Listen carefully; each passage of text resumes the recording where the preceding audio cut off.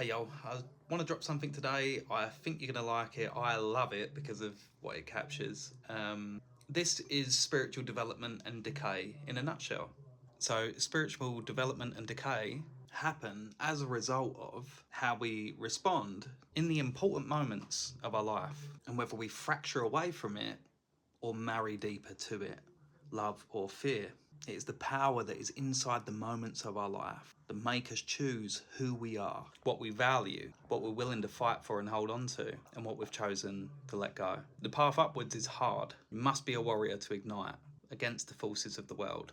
But if you can do that, then you'll have the opportunity and abundance to embody the qualities of empathy, which will humble your fire into an awareness that illuminates the coherence of higher truth, which will then lead on to the next possibility of you being able to forge a self that embodies that truth. And that's the real rough part. Yeah, that'll threaten your life, and that is not an over-exaggeration. But if you're all in, that'll never be a problem, and you will never lose it to that path. But you will lose much of yourself at that point. Once you have survived that, you then have the chance to live life anew as a sovereign being, no longer pulled between things because you have chosen who you are under such pressure and fire that everything else is burnt away that could suggest different.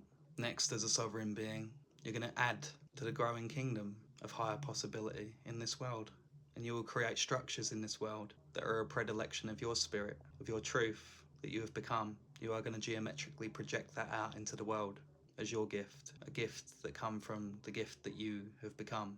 But if you go the other way and you allow fear to consume your mind and allow fear to consume your soul, well, what will happen at first is that you will be a victim. And as you can see, it's where the heart splits from the mind. A victim is an identity we give ourselves when we have surrendered to the new identity that's been given to us by failing at the challenge of life that was presented before us. Failure by our own standard, or perhaps even being failed by someone else who we trusted, especially if we were at an age where we were dependent upon them and did not have any sense of self yet.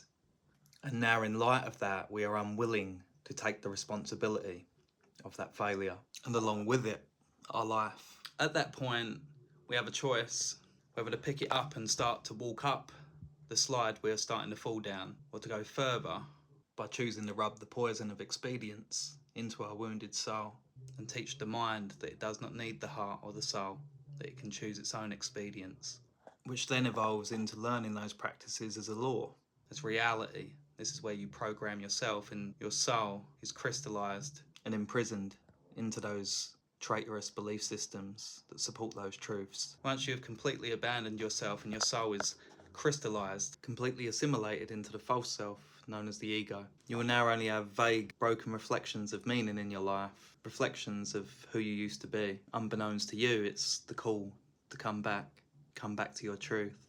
But instead of coming back, you will learn to project both the traits you're ashamed of and the pieces of yourself that you miss onto others. And because you won't take responsibility, you'll find ways of adopting those people, grooming them into a narcissistic dynamic until you can abuse them. Because while you are abusing them, while they reflect the most innocent parts of yourself, you get to pretend to yourself that is not you. And while they are your sweetness and vulnerability, you don't have to feel vulnerable and sweet. It is the beginning of the psychopathic outsourcing of soul, while continuing your crusade of self-mutilation, self-denial and self-hatred, your rebellion against the vulnerability inside, the one that led to your initial fall in the first place. You will eventually graduate from this way of being. You will learn to not only project yourself onto others, but to possess others, completely buried in psychological substance, kept together by the spiritual blood, or otherwise known as esteem, of the victims that you abuse to prove your power. You have completely lost all genuine sense of self. You are now a psychopath, and you only live through others and what you can control others to do. Your kick is in power because you reject empathy, because empathy is truth, a truth that you can't control, a truth that tells you things you don't want to hear about yourself, or worse yet, feel them, know them, and ultimately be consumed by them. So now the only validation and gratification you can find is in how you can manipulate the world to prove yourself to yourself. Naturally, this leads on to you thinking of bigger ways to do that. So you create webs and scheme ways that you are able to capture others in their innocence and naivety. And of course, it has to be upon those premise, because you have no value, because you value nothing other than your own sense of power. You betray yourself for a living. You avoid truth as a way of life. So what could you give someone? No, you're only here now to take. But why would someone with a coherent mind and spirit and ability in the world listen to you? They wouldn't, let alone buy from you, let alone fall for your tricks. So there's only one demographic left.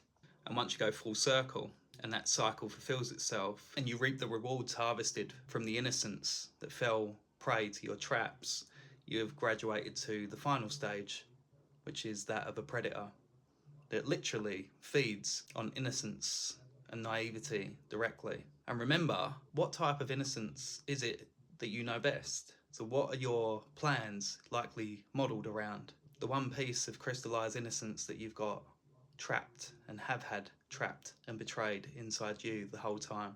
In other words, you've learnt to harvest the very same children in the world that most closely represented the innocence inside you. The other final poetry to that is that by doing that, you not only built a larger chasm between the truth in you and the mind that's hijacked it, not only sentenced more innocence in the world to the same fate that you endured, not only learnt to hate yourself deeper, but you actively sought out the very resonance of what you are in order to destroy it, the very means of which could have brought you back if you had chosen to connect with that innocence instead, and you chose to harvest it and give it to the demon that's become your mind. Hell is hella poetic. This is full-scale inversion, and unfortunately, if you look at the world, look at the system, look at how money works, you'll see this isn't the exception, but it's become the rule. This is spiritual development and spiritual decay in a nutshell, brought to you by Inner Wealth and myself, of course, Reese Martin Quigley. Like, share, follow as you like. And just a last message, this is the 7 principles of self-esteem. And when you're looking at the ladder going upwards, and it's its inverse going downwards, and it's not an arbitrary reflection that I've just manifested or created from assumption. These are tried, tested at each level. This is natural progression. Life works geometrically because it's not an accident, it's mathematical. It functions in a sense of order, and the order that has been born from you being able to have a sense of self, to have enough spare energy as a creature in this universe, to be able to build a sense of self on top of the self we already have inhabited, is the truth of the spiritual. And it is something that we must tackle, own, and conquer if we are to progress as a species. And there has not been a more dire time to do that with the unlocking of artificial intelligence, and whether we get a mastery of ourselves before the darker parts of ourselves get a mastery over us, and then a mastery over this technology next, will be the crux of the question. But yeah, first step is first. We must bring about awareness. Then it's up to us as a choice, when we have the awareness there, to walk with it or abandon it. Once we've been given the choice, we can finally choose who we are. I know many people are busy. I know many people have got a lot of things on their plate, and so I want to share these things to help build bridges that have taken me years to help build those bridges in much shorter amounts of time for those willing to absorb these things. So, and hopefully it brings some kind of peace and solace to some of these well-experienced pains that we've gone through in our lives, relating to these concepts also. It is truly what has inspired me to resolve and understand these things. So trust me, I'm on that page. All the best, and I'll catch you on the next one.